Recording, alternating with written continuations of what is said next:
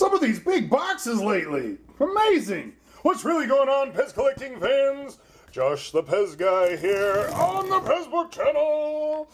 Ooh, I wonder what we're gonna have. Will it be a huge Walmart pickup stand? Maybe. Probably not. Those things are huge. You could probably fit 100 of these boxes inside of there. And then you can come pick it up very easily at Walmart. Anyways, leave me your questions, comments, concerns, any and everything down below. Now then. Oh, wow. Pull these out of the way.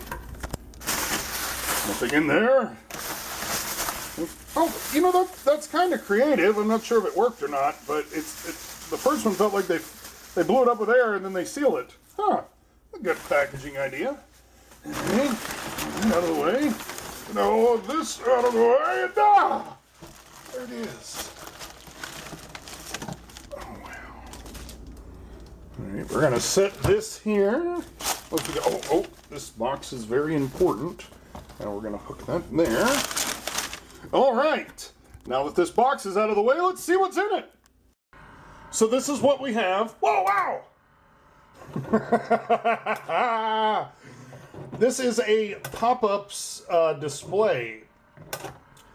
So the person who I purchased this from acquired it from a Flicks candy representative that showed up to a Pez convention and was promoting Flicks pop-ups. Very cool. So I'll show you how it works. Alright, let's turn it off here. Alright.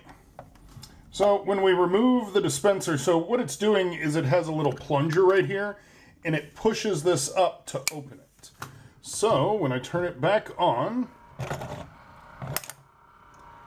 you can see the little plunger right here going up and down. Such a cool box.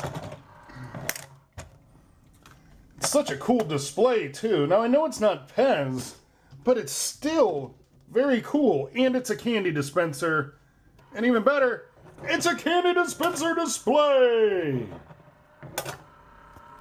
So until next time.